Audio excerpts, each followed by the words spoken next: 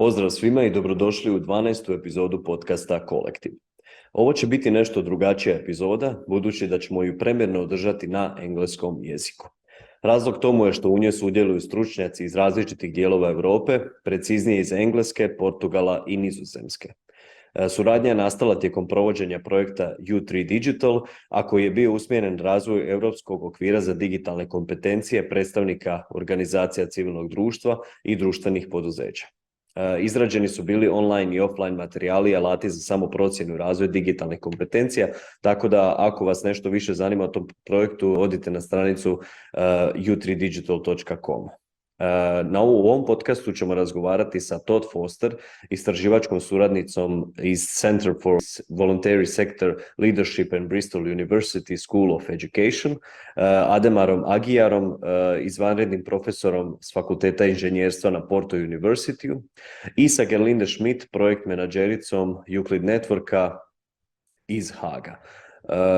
Dakle, obradit ćemo teme digitalne transformacije, zašto je u današnje vrijeme potrebno strateški pristupiti digitalnim promjenama unutar organizacije, kako učinkovito koristiti digitalne alate, koji su sve rizici, o kakvim etičkim principima treba voditi računa i o drugim sličnim temama. Nadam se da će vam biti korisno i uživajte u nastavku.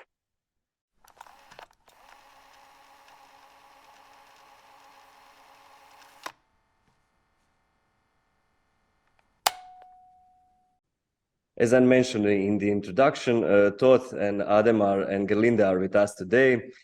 Hello, everyone, and once again, thank you very much for responding to the invitation to this podcast.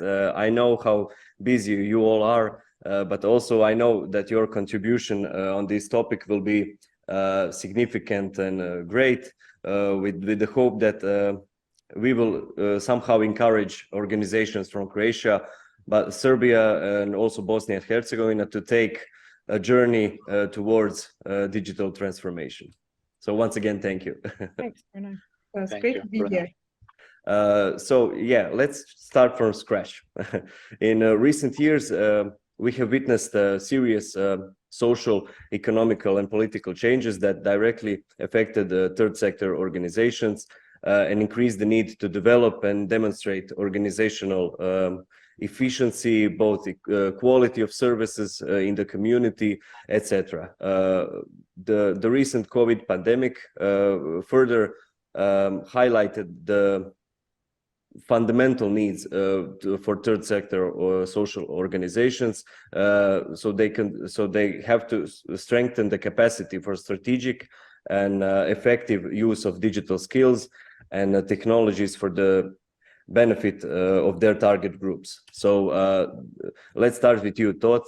Why do you think that it is important to even start the digital change in a planned and deliberate manner in a non-profit civil society organizations, and where even to begin? Thank you. Well, I think for a start, everybody, as you say, is under pressure, and money is short in the sector. So number one, perhaps, is to become more efficient so that more of the resource that organizations have can be devoted to their social mission, as opposed to what we could call the back office functions, just running the organization. So there are a lot of digital tools that can help with that. But second, there are ways in which, by becoming a more digital organization, you can actually work smarter in your social mission as well, whether that's involving volunteers, if you have them, if you're that kind of organization, or whether that's enticing members of the public to engage with you more. There are lots of reasons to do with what your organization is about and what its aim is that make it important. And in the pandemic, we did some research at the beginning of this project and found that organizations had very quickly gone through a rapid digital evolution that meant that they ended up with lots of tools that were useful to get over this problem of the pandemic, but weren't necessarily fitting in well with each other. And it caused a problem where now a lot of organizations are using a lot of digital tools, but they're not necessarily working in an effective way together, and they don't necessarily work for everybody in that organization. So one thing I would say about where to begin is to just take stock of where you are now, and how can we develop a digital program for the organization that really meets people where they're at now. It's no good doing something whizzy with bells and whistles if actually where people are at is they need something quite basic.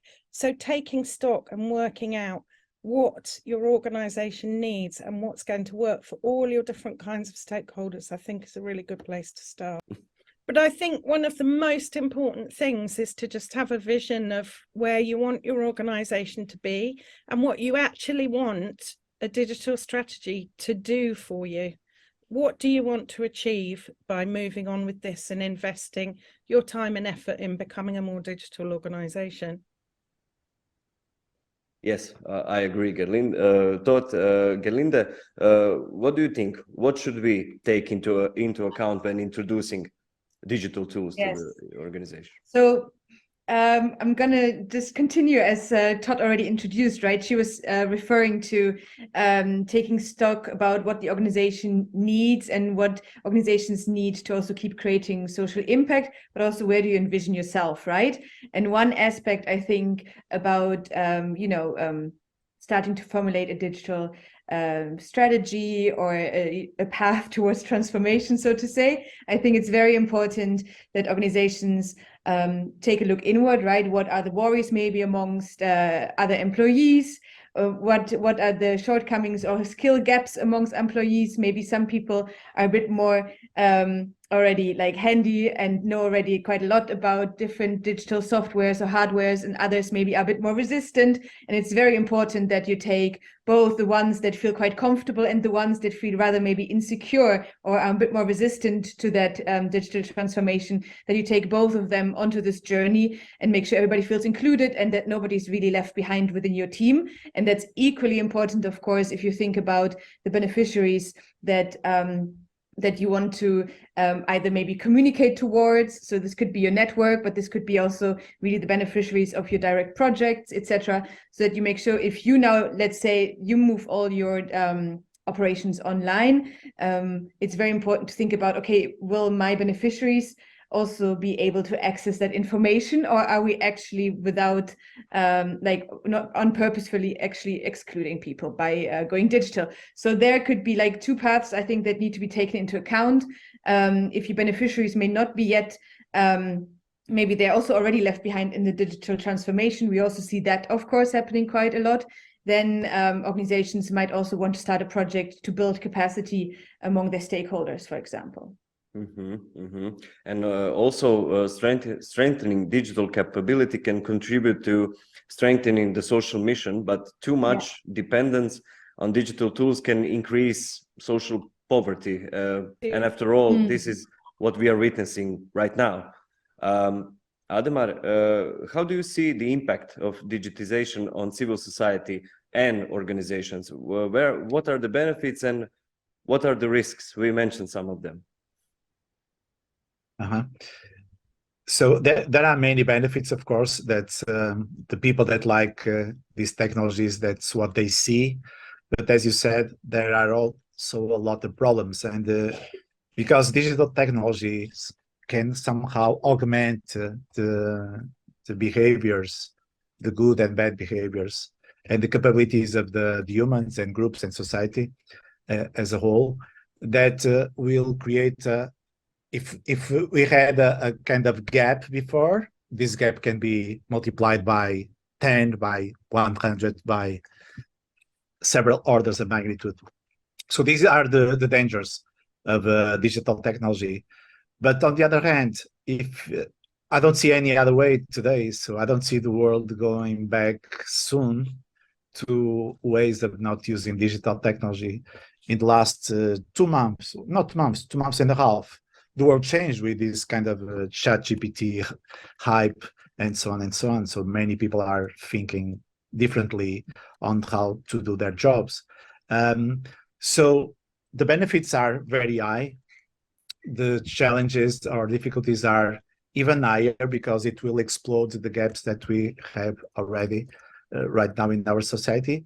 But as I said before, I don't see any other way of not embracing technology so that you can be more efficient, as Todd said, can be more effective, because actually you can do better, but you can do a better job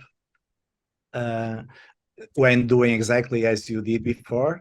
But there's one point that actually is a kind of my passion on every process of digitalization or using digital technologies, let's say, which is you can think in a completely different way. Just you can improve the way you are doing now. You can be better on the way you are doing now, but just think there are many other ways that you don't see immediately that now you can use, because with digital technologies we can reach all over the world within 1 second.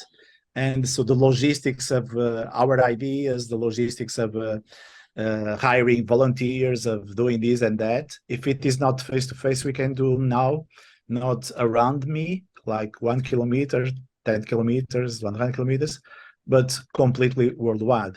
And if you start thinking on that, wow. So the North Hemisphere and the South Hemisphere will be together again, not because of the culture and the tools we have, but because of everybody is welcome to contribute from wherever they are. So shortly, yeah, of course, there are problems, many problems. So what we can do, we should address those problems so that there will not be the worst thing on earth, but actually contribute to something better. So I'm an optimist, yeah. Yeah. I mean, we usually hear all the benefits of the digital, of transforming to digital, but this podcast will be more oriented on the risks and how to get over them. So as different digital technologies become, let's say, sufficiently powerful and their use increasingly widespread, and people are progressively depending on digital technologies to manage their lives in general, that digital divide intensifies, let's say. Inequalities continue to grow between those who can access and use digital technologies and those who cannot. I think that half of the world's population is not yet digitally connected, and as a direct result, many people are likely to experience social and economic exclusion and marginalization. And Tot, can you tell us something about how to achieve an inclusive, human rights-based and democratic form of digitization that will empower and enable that, rather than restrict and repress?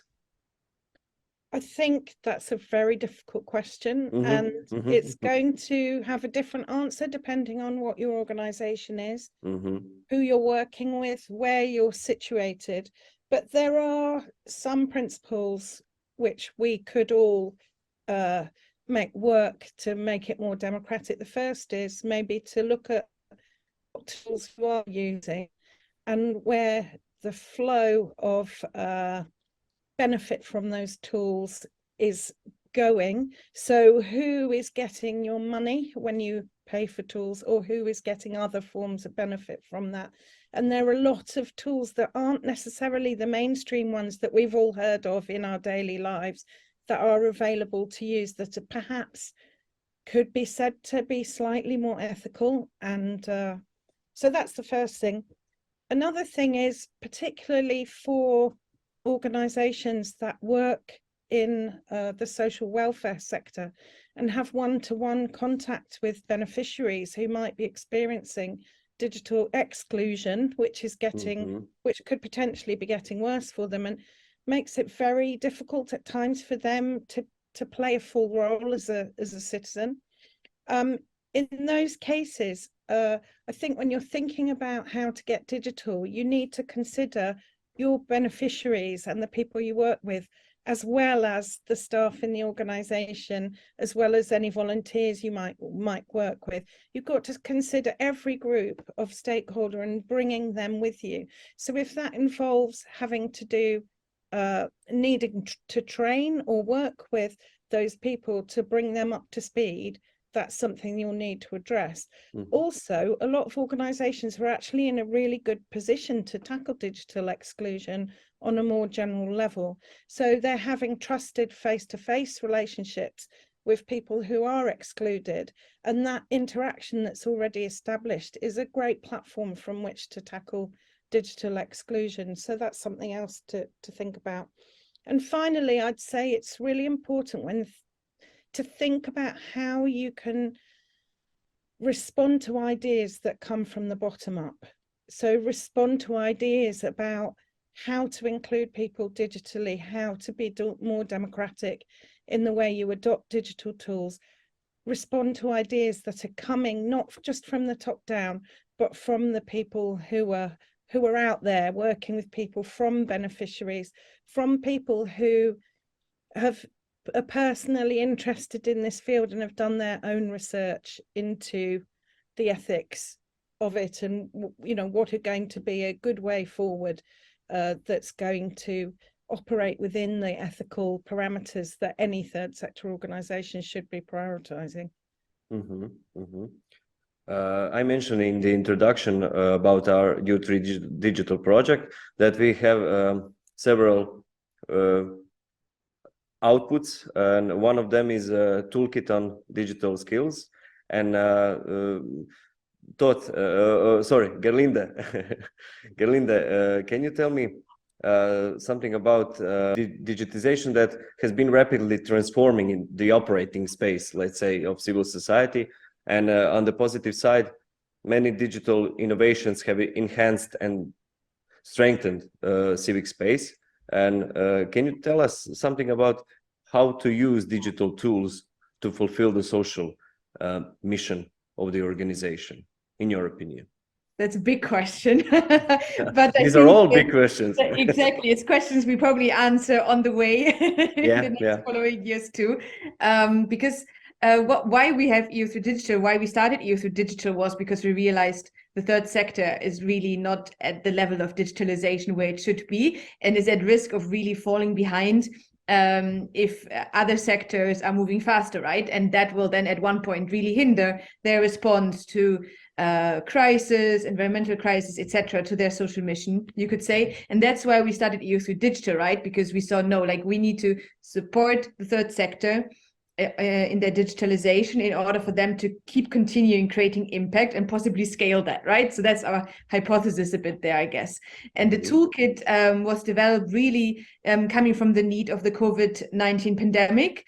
I think the Corona crisis was a big moment for everyone to realize, okay, we all need to be able to operate online. We all need to be able to keep our operations in a digital setting. So I think that was a big mind shift in many organizations and really spurred digitalization. But what also happened was that everybody was just cross-using tools. It's really hard to make an informed decision, I think, which software to use, for example, for which services, because there are paid ads. Some solutions pop up first on Google, some don't. Sometimes it's not clear exactly what are the unpaid services, what are the paid service of that software. So making a choice, and also what Tot said, maybe looking at the software and where does the money go, or using also more ethical tools. Of course, that's even a bigger challenge. So this toolkit really looked at the core processes of third sector organizations, and then try to really assign tools that could fit to these processes and make sure to really inform the reader about what is paid and what are unpaid services, what to keep in mind. But what we are really mindful of in this toolkit, and that's really important to say also right now, because we've published the toolkit almost a year ago, that we want to give the reader the possibility to learn about and gain maybe some insights into what to keep in mind when choosing your tools, and for what processes you should also keep in mind, right? So if you talk about data collection, you might as well think about how to communicate your data, or how to make nice graphics with the data, because it all fits together. It's not enough to have your data in an Excel sheet. But equally important, it's important to know where your data sits, right? To be GDPR compliant for an organization that's in Europe, for example. So this toolkit really just starts a conversation, I would say, with the reader, and allows other organizations to start their process. And what's also important to mention is that, of course, tools can vary from region to region. So what might work very well for Germany or the Netherlands might work quite differently in regarding tools in France or the UK. So organizations are also really encouraged to think about which platforms work for them, right, and their fellow organizations. Yeah, regarding the organizational culture and digital competencies that may come, digital technologies require a certain financial ability also, people's willingness to introduce changes, and it is done in I think very long-term process.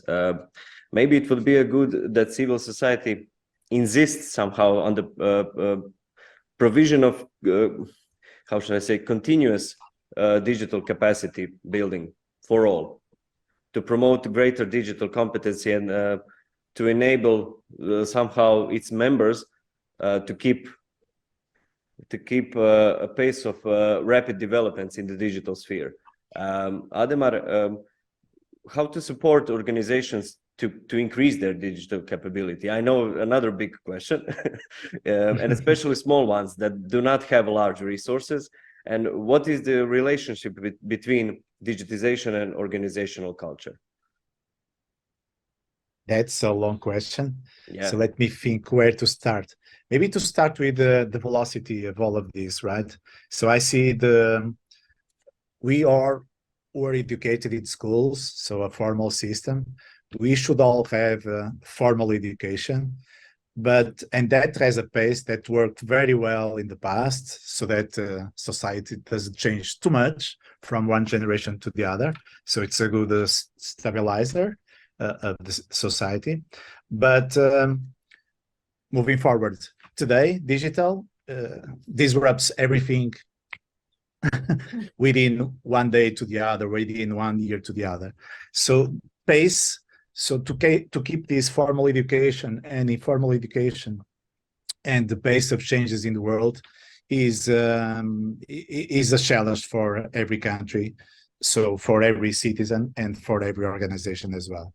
So how to cope with this? I think we should combine several layers. So the formal education will stay there to provide stable skills, knowledge, and behaviors in many aspects of our life as a society.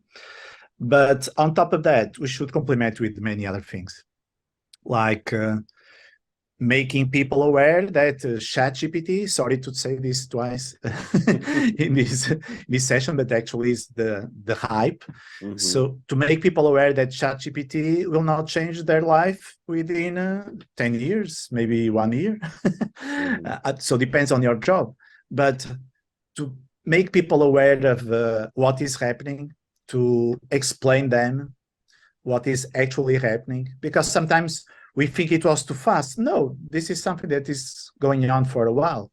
So to explain what is happening, to make them aware slowly of these changes and the possibilities, the good and bad possibilities of those things, we'll complement the formal education with the informal education, and hopefully those other ways of learning beyond school and beyond our life, because adults one day stop going to the school, but we keep learning. So this attitude of learning all day long and all days in our life, I think it's very important. Not only to learn because the knowledge comes to me or the situations come to me, but to educate everybody, adults in this case, to go and learn instead of doing other things. So basically, I think the way of coping with all these challenges is to have a balance, a nice balance of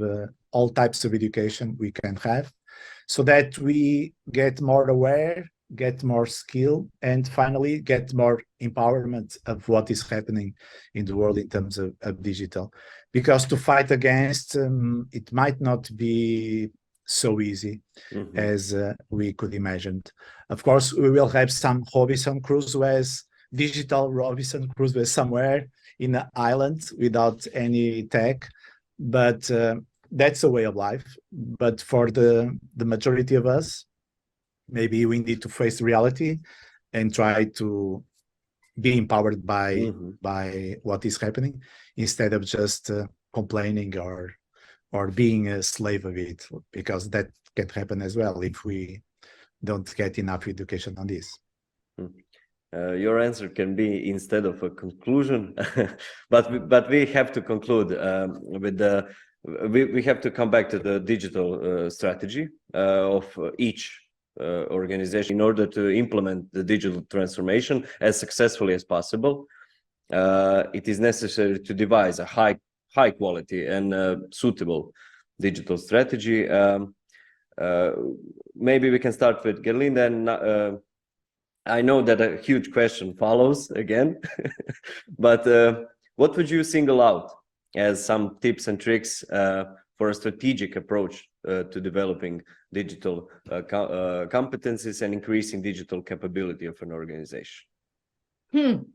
A big one, and I think Tot probably has most answers in this room here, but I'm going to try based on the trainings we've done in the past with EU Digital as well, because we've done, maybe for the listeners, we have done trainings in Portugal, Barcelona and Osijek, to really see, okay, to support, of course, third sector organizations in starting to develop their own digital strategy, but also to see whether our project was actually meaningful and what are really the needs, and then really adapt that knowledge into our project development. And what I always find very interesting is to, well, take stock actually of, okay, what tools are you already using? Just make it like, just everybody should write down in the team what software they're using, etc., for which processes. Then I think it's really important to map the processes an organization is doing, and how these different softwares fit in there, and whether you're actually using them to the max potential, or whether you're actually just using ad hoc tools and just have a lot of licenses, and you're actually not really sure what data rights are coming with those different softwares. So I think that's a really good one. Take stock. See what are your employees or even your beneficiaries' needs, and then also see what works, right? Look at the budget as well you have within an organization. Sometimes it makes more sense to pay for an application than to just use a lot of free tools, for example, even though there are many great free tools and open access tools, just like Tot already mentioned earlier. And I think besides that, there's also a lot of support organizations can get, right? The European Commission has put the digital and green transformation or transition as a key priority for the coming years. So there's quite a lot of funding going into that direction. We also see the setup of digital hubs, European digital hubs. So I think there are quite some opportunities for third sector organizations also to move to that, or to move, of course, you can also look at our website and our outputs that we delivered, but there is also external support that you can move towards within your countries. Thank you. Tot, maybe you. I would, I think everything's brilliant what you said, Gerlinde. I would also add, think about whether you can create a community of practice around digital, because particularly for small organizations, this is a tough road. It requires high investment, both in time and money, relative to some other tasks that the organization might be involved with. But if you can get support from your peers, other small organizations in your local area, and you can create a community of practice, so you share advice, you share knowledge, and you support one another, then that makes the burden for each organization a little bit smaller. And also within the organization, don't expect everybody to understand every aspect of every digital tool.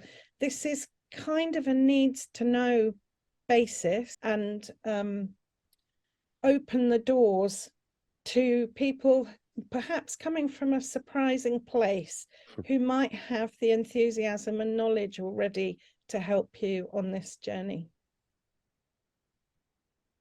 Thank you. And Ademar, do you have something maybe in conclusion to say regarding the whole topic? Yes. Yeah.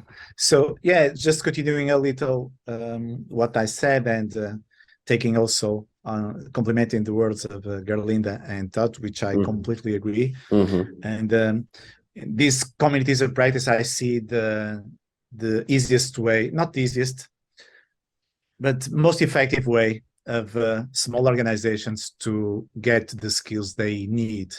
Because we in our project, we have these competences identified. We will have trainings so that people can do by themselves. The organizations can organize by themselves. Trainers that are excited with the training these kind of organizations to promote these courses and so on. But at the end, this will be good for sure to create awareness, to get people know what they don't know. But during the day, during the week, there will be difficulties. So if we work together with those around us, in our organization, in our cities, in our localities, about these struggles and how to solve them, if we share this experience, I think it will be a very effective way and actually can scale. So one problem of the training is that how much this scales. If it scales too much, there will be a lot of people not understanding all of it and being bored about the rest of it. If we go to very specific, it will be one-to-one. Doesn't scale as well, so it will be learning alone. But with these communities, usually we have people with similar needs, with similar skills, and it gets much easier to get value from each other. But I believe a lot on this social part of sharing experiences, so that you can learn faster and better for your case. Maybe it was a long answer. No, but it was a long question. Yeah, I'll go for it. Yes, I truly think that we have said a lot of interesting and useful things, and that the listeners will be motivated and inspired to make progress within their organization, or at least that they heard some new information. I want to thank you all once again, and see you and hear you from on another occasion. To everyone who is listening, see you and listen to each other in the next episode. Thank you.